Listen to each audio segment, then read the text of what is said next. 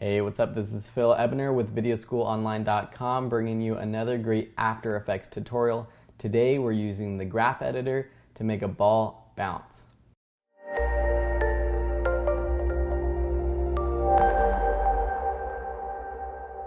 Hey, so we're back and we're going to get right into this tutorial, trying a new sort of format of these videos, and I'm slowly going to be, increasing the quality of the tutorials and maybe figure out how to put them in a better order and kind of build out an actual course here on YouTube using these more advanced After Effects tutorials. But for now, I'm just kind of testing it out, and I wanted to show you this quick tutorial on using the graph editor. So it's a really great thing that is somewhat daunting, and I semi-recently started using it. I would typically just use easy ease and these other functions to make my motion a little bit more natural, but using the graph editor you can make motion of objects look really interesting, natural, unnatural, whatever you want.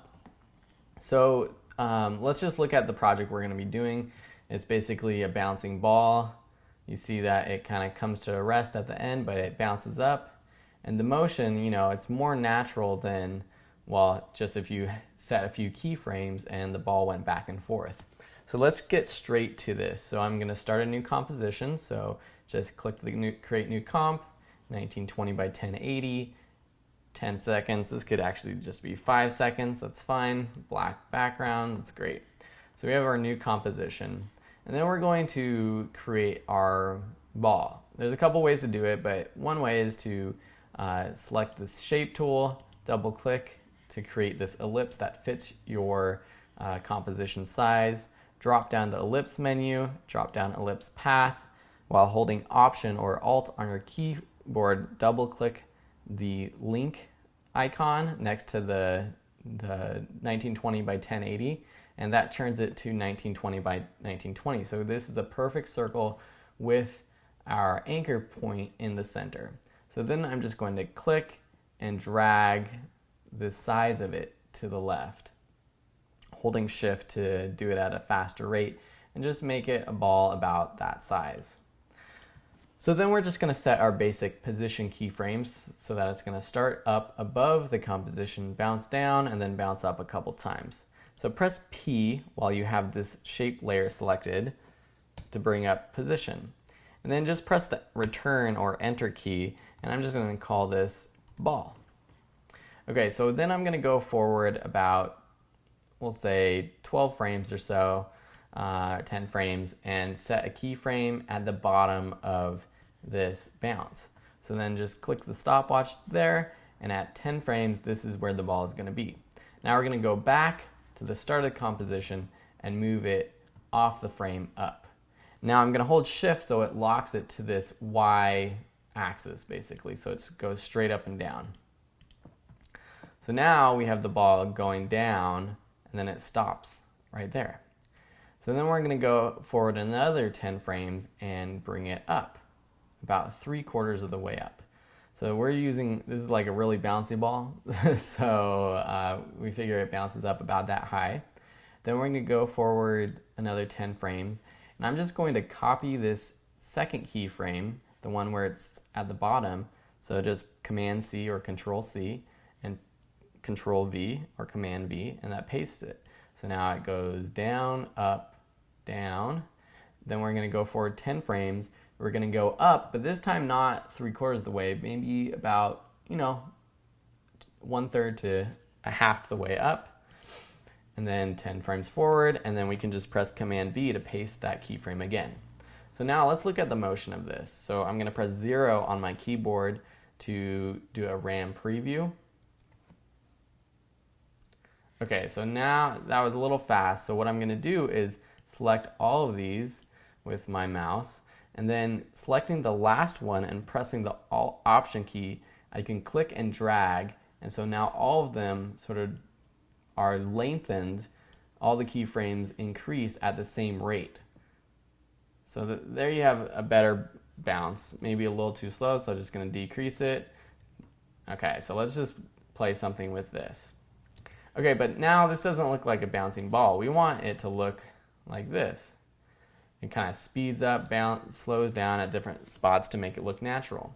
So first thing we're going to do is Easy Ease. You can right click these, select Keyframe Assistant and Easy Ease, and that helps a little bit. Basically, Easy Ease, what it does is it slows the motion down as it gets to these keyframes.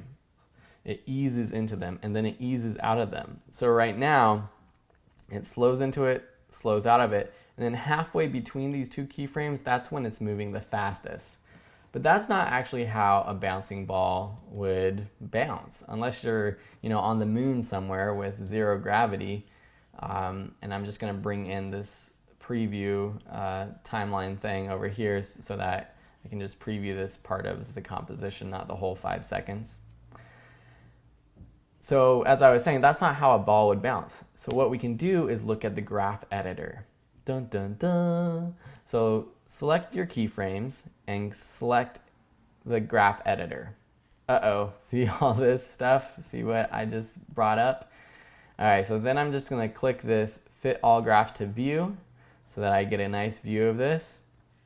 So now you see kind of the speed and motion of this ball. See, it goes down. See, this is where it's the fastest right here.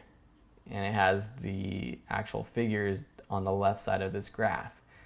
And then it goes down. And here it has zero motion, so zero speed. 0 pixels per second. That's what this graph is saying. And then as time goes up, this is where it's fastest again, and then 0 speed right there, and that's where it's at the top. So let's just play through it, and you can kind of watch it go through the graph. Okay, so but we want it to speed up as it bounces. So what we're going to do is click this handle down here. So if you click one of your keyframes, you can click the handle and drag it out.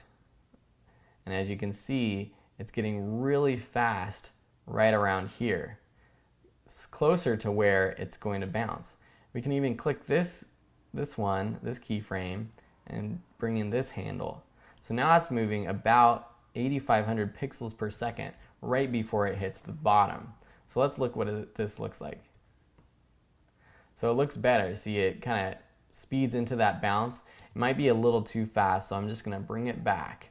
But we also want it hits the bottom and it speeds out of that. So it's going to be super fast out of that bounce.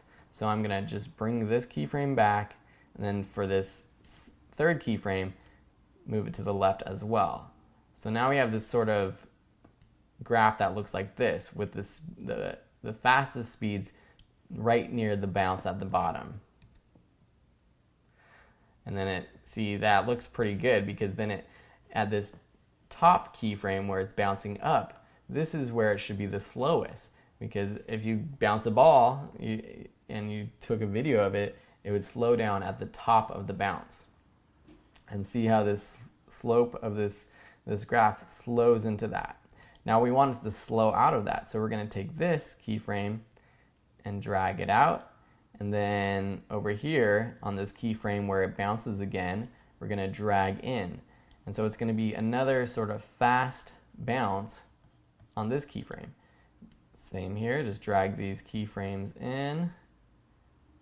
You're not even dragging the keyframe in, you're just dragging the speed of it in. So now let's look at this. Bounce, bounce. So that's looking pretty good.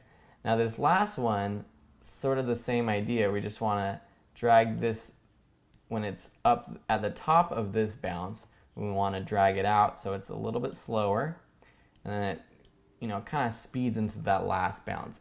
Now a bouncing ball would really bounce a few more times, and we get smaller and smaller and smaller, but for our case I'm just going to use 3 bounces or 3 up and downs as an example.